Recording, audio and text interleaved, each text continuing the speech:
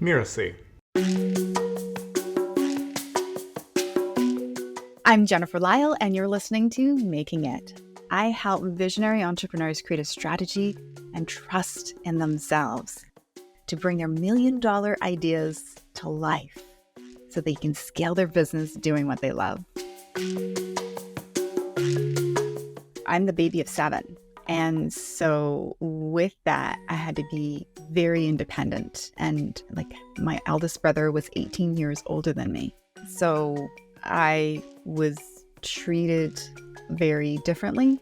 I would go and make my own lunch and dinner. I knew how to do things on my own. I remember one time as a kid cutting my finger really deeply and knowing that I needed extra help and going to the hospital to get it looked at to see if I needed stitches. And I had to do things on my own. My parents would leave at 7 a.m. and not come home till 11 o'clock at night. They had their own business. And I actually had declared I did not want to be an entrepreneur. My second eldest brother was more of a parent figure. So he also worked at the family business, but he did the night shift. So he would leave in the afternoon. So he was there at lunchtime when I came home for lunch. But at nighttime, it was just me and 2 of my closest siblings that were at home on our own. So independence, figuring things out for myself, needing to be resilient, and just hard work. That hard work was really driven into me. I remember in high school really struggling with what did I want to do next? I didn't want to go on to college or university, but my guidance counselors and my teachers are like, oh, you need to do something more. Come on, you're brilliant. And I landed on business and marketing. There used to be this show with Tony Danza and Angela Bauer and Who's the Boss? And she was a marketing executive. I thought, oh, well, that kind of intrigues me. So maybe I'll try that route. And that's where I landed. It's really interesting. I started my business as Live Healthy. And when I started my business with a video podcast, and I co-produced and co-hosted a video podcast called Vitamin Junkies. And so this is 2008 when podcasting was at its infancy. The wellness movement in North America was just gaining momentum. And I was really passionate about what I did. I just wanted to have my business be part-time, where I could work when my kids were at school and find advertisers in the podcast. And I didn't know why anybody would want to pay to advertise in my podcast, because I didn't believe in myself. It's like, okay, well, what else can I do with this passion of mine?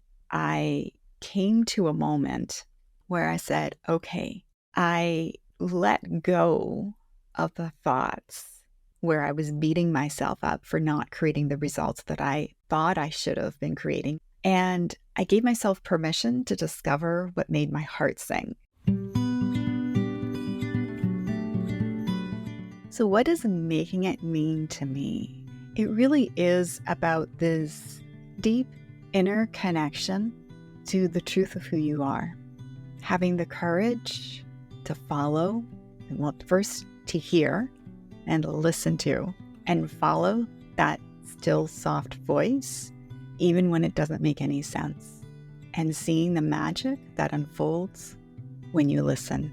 And the deep satisfaction of knowing that you're living your truth and you're sharing your magic with the world.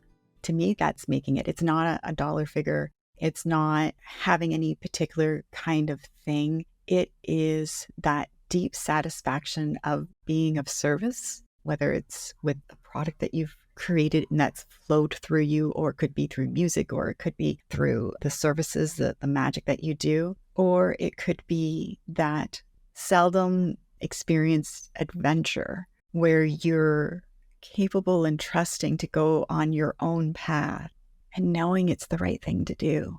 It's that less traveled path and knowing that it's there for you and it's going to provide so many amazing discoveries, and then walking along it and then seeing that gorgeous, magnificent view. It's just like, yes, I knew that. I knew it. I felt it. It's like, oh, look, there's a butterfly along this path here. And there's this along here. And then you get to the end and that beautiful vista. It's just like, oh, that climb up that mountain. It was all worth it. All worth it. That's what making it is for me. So reflecting, have I made it? I don't know if we've ever really totally make it, because it's almost like there's a goal and I've reached many goals, and there's always something more. And one big overarching goal that I have is to inspire 1 million people how to check their inner battery as often as they check their phone battery. At this point, I'm well on my way. I estimate that I've probably reached about 80 to 100,000 people from all the podcast interviews, radio interviews, presentations I've done. And there's still more people that need this understanding, this awareness, so that they can make it and whatever success is for them. Some of the most common mistakes I see people make on the journey to making it is that they just don't trust in themselves. They will allow other people's stories, their authority, mean more than their own inner knowing. And it's almost like, so what I'm being shown is like somebody who sings rap trying to sing opera. And while they might be able to do it, it's just a little bit awkward. It's just not, that's what it is. It's not your voice. It's not the way you're meant to express yourself, right? So there's all these different approaches to how to do things, and you try to fit into somebody else's box, and you try to control and follow through on what everyone else says you need to do and you're supposed to do, and this is going to work.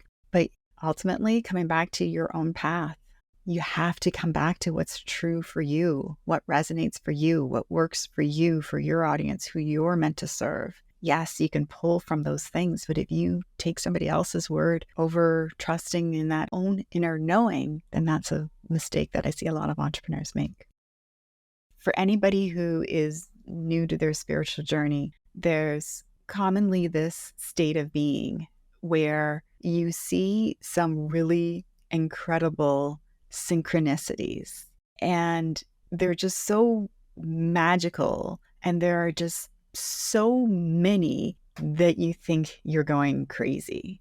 And even though there were moments where logically some of the things didn't make sense, intuitively it was like the perfect thing to do. And there were just so many of those moments where it didn't make sense to stop and do this, or to turn and do that, or to reach out and do this. Logically, there are so many reasons not to, but intuitively, I had to follow through. And then the magic that ensued was just like, oh, that's why I needed to do this.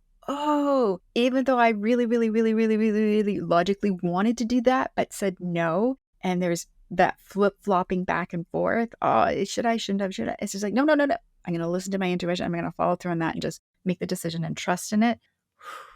And I'm so glad that I did. I'm Jennifer Lyall, and you've been listening to Making It. If you would love to understand how you can check your inner battery, take a peek at my 7-day energy transformation at jlyall.com, JLYALL.com/energy. Look forward to seeing you there. Making It is part of the Mirasee FM podcast network, which also includes such shows as Just Between Coaches and Once Upon a Business. This episode of Making It was produced by Cassandra Topperwien and Geoff Govertsen. That's me. Cynthia is a supervising producer, and Danny Eni is our executive producer. To catch the great episodes that are coming up on Making It, please follow us on YouTube or your favorite podcast player. And if you enjoyed the show, please leave us a comment or a starred review. It's the best way to help us get these ideas to more people. Thank you, and we'll see you next time.